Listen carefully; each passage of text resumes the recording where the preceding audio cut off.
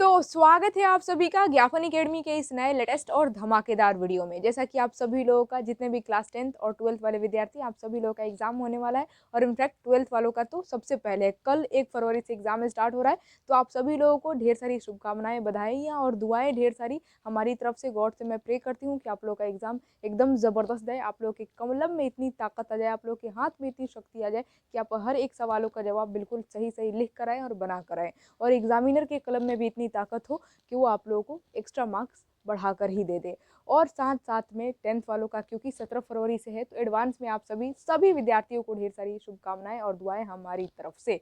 हमारी दुआएं और शुभकामनाएं हमेशा आप लोगों के साथ है। और जैसा कि आप सभी लोगों का कमेंट आ रहा था कि मैम हाँ, सब कुछ तो क्लियर है, सब कुछ आपने पढ़ा दिया है, पूरा तैयारी हो चुका है, लेकिन एक चीज़ और बता देती तो बहुत अच्छा रहता कि इम्पॉर्टेंट मजमून कौन कौन सा है, कौन कौन से टॉपिक है जिस पर मजमून लिखने के लिए आ सकता है।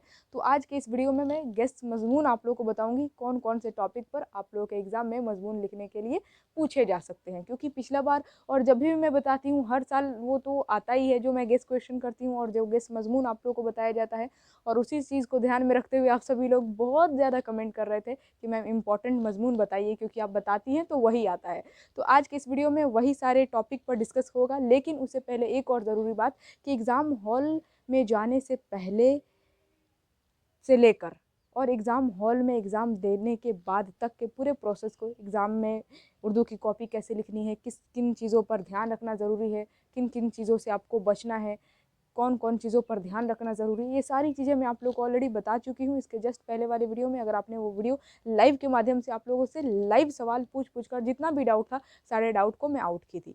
ठीक है, तो आई होप आपने वो वीडियो देखा होगा। एग्ज़ाम देने से पहले आप वो वीडियो को ज़रूर देख लीजिएगा कि एग्ज़ाम में आंसर शीट को यानी कि कॉपी को, पेपर को कैसे लिखा जाता है, क्या है 100% सही तरीका आंसर शीट लिखने का, और कौन कौन चीज़ों का ध्यान रखना ज़रूरी है एग्ज़ाम हॉल में जाने से पहले, क्या करना चाहिए, किन किन चीज़ों का ध्यान रखें, ये सब कुछ आप लोगों को बताया गया है। और अगर आपने वीडियो नहीं देखा है तो लिंक मैं इसी वीडियो के डिस्क्रिप्शन में डाल दे रही हूँ, उसको आप लोग देख लीजिएगा। ठीक है, तो चलिए आज के इस वीडियो को स्टार्ट करते हैं। आज का ये वीडियो क्लास 10th और 12th दोनों क्लास बोथ आप सभी लोगों के लिए काफ़ी इंपॉर्टेंट है, क्योंकि इम्पॉर्टेंट मजमून के ऊपर डिस्कस करेंगे कौन कौन से इम्पॉर्टेंट मजमून है। ठीक है, आप सभी लोग बोल रहे होंगे कि मैम ये वाइट बोर्ड पर, क्योंकि इम्पॉर्टेंट था, ज़्यादा ये लंबा वीडियो भी नहीं होगा, सिर्फ इम्पॉर्टेंट मजमून हमें देखना है, तो वो डायरेक्ट आप लोग को व्हाइट बोर्ड पर ही मैं बता दे रही हूँ कौन कौन से इंपॉर्टेंट टॉपिक है जिस पर मजमून लिखने के लिए आप लोग के एग्जाम में आ सकते हैं।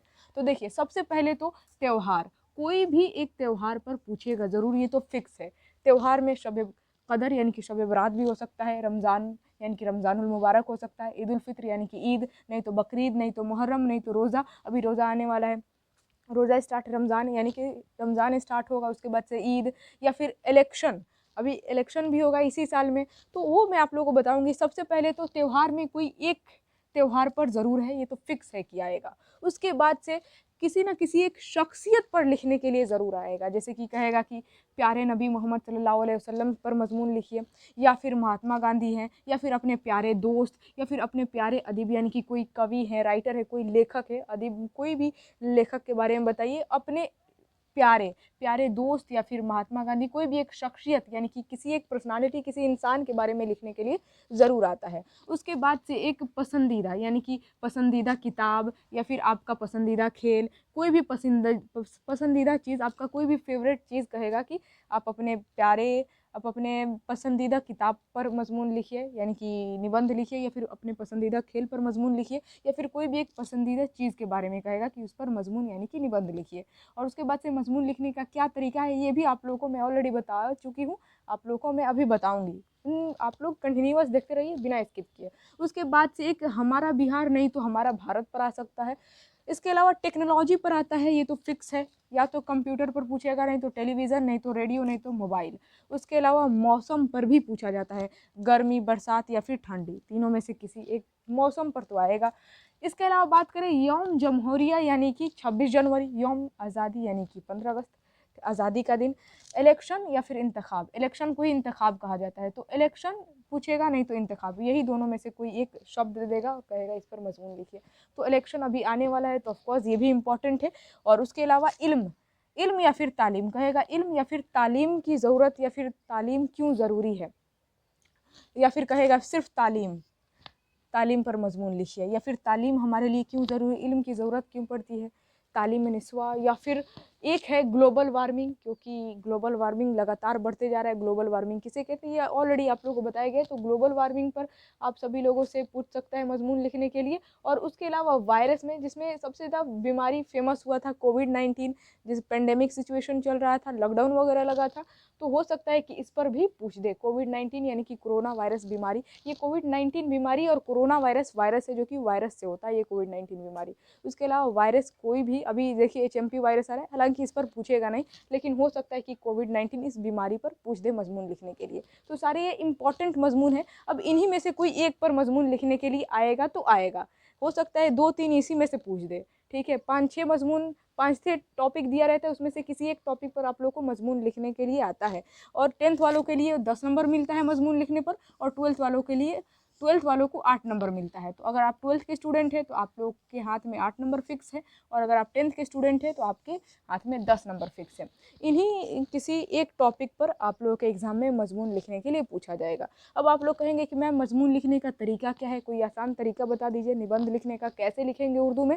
तो ऑलरेडी मैं आप लोग को लाइव क्लास के माध्यम से बताई थी मजमून लिखने का 100% सही तरीका, पूरा ट्रिक के साथ। अगर आपने वो वीडियो नहीं देखा है तो लिंक इसी वीडियो के डिस्क्रिप्शन में ही मैंने डाल दिया है, आप लोग वीडियो को देख लीजिए कि मजमून लिखने का सही तरीका क्या है। और उसके बाद से ये जितने भी टॉपिक हमने आज की इस वीडियो में बताया है, ये सारे टॉपिक के ऊपर अगर आप चाहते हैं कि आपको लिखा हुआ मजमून लिख जाए, मतलब लिखा हुआ मजमून आपको मिल जाए, सॉरी, अगर आप चाहते हैं कि ये जितने भी टॉपिक इम्पॉर्टेंट मजमून, इम्पॉर्टेंट टॉपिक हमने बताया है, इन सभी टॉपिक पर लिखा हुआ मजमून यानी कि निबंध आपको मिल जाए, तो सबसे पहले तो आप लोग वीडियो को लाइक करेंगे।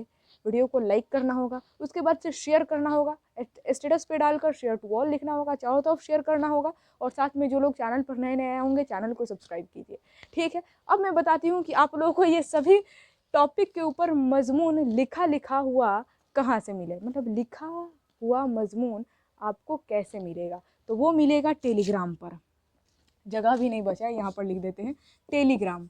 टेलीग्राम चैनल का क्या नाम है, तो ज्ञापन एकेडमी ऑफिशियल। अगर आप टेलीग्राम चैनल ज्वाइन नहीं किए हैं तो ऑफकोर्स टेलीग्राम ज्वाइन करें, ज्ञापन एकेडमी ऑफिशियल। जितने भी क्लासेस होती हैं पीडीएफ वहीं पर डाला जाता है।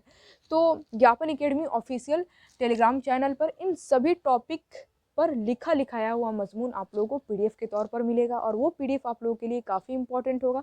एक बार पढ़ लीजिएगा, अगर आप लोगों का मेमोरी तेज है, आप चीज़ें जल्दी याद कर लेते हैं तो याद कर सकते हैं, लिखाया हुआ मजमून मिलेगा तो याद कर सकते हैं। अदरवाइज़ आप उसको 1-2 बार पढ़ेंगे ना तो आइडिया मिल जाएगा कि इस टॉपिक पर किस तरीके से मजमून लिखा गया है, और इससे बेहतर किस तरीके से लिख सकते हैं, एक तरह से आइडिया मिलता है।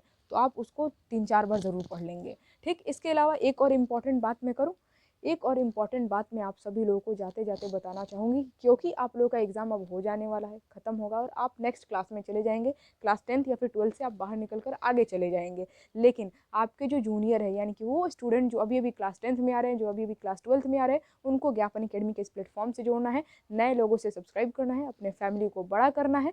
उसके साथ साथ अगर आप आगे की तैयारी तो करेंगे ना, ऐसा थोड़ा ना है कि 10th या फिर 12th के बाद आप पढ़ाई करना छोड़ देंगे, आगे की तैयारी करेंगे, तो आगे के लिए भी हम आपके साथ खड़े हैं। ज्ञापन एंट्रेंस एकेडमी, जहाँ पर सभी तरह के एंट्रेंस और कॉम्पिटिटिव एग्जाम की तैयारी कराई जाती है। तो अगर आप इन फ्यूचर किसी भी तरह के एंट्रेंस या फिर कॉम्पिटिटिव एग्जाम की तैयारी करते हैं तो ज्ञापन एंट्रेंस एकेडमी अपना एक और ऑफिशियल चैनल है, उसको सब्सक्राइब ज़रूर कर लीजिएगा, ठीक है। और बाकी तो ये ज्ञापन एकेडमी तो 6 to ग्रेजुएशन के लिए है, तो यहाँ पर सभी को अपने फैमिली को बड़ा करना है। और उसके साथ साथ जो आपके जूनियर है, जो 10th और 12th में आ रहे हैं, क्योंकि नया बैच स्टार्ट हो रहा है मार्च से, तो जो भी 10th 12th में आ रहे स्टूडेंट हैं उनको आप ज्ञापन एकेडमी के इस प्लेटफॉर्म से जोड़ेंगे। बाकी यही सारी बात करनी थी, और अपना प्यार और सपोर्ट तो बनाए रखें। आज की इस वीडियो में जो कुछ भी समझाया गया, अगर समझ में आए तो कमेंट बॉक्स में लिख कर बताइएगा। और वीडियो को अभी तक लाइक नहीं किया है, लाइक करें, शेयर करें। चैनल पर जो लोग नए नए आए होंगे चैनल को सब्सक्राइब करेंगे।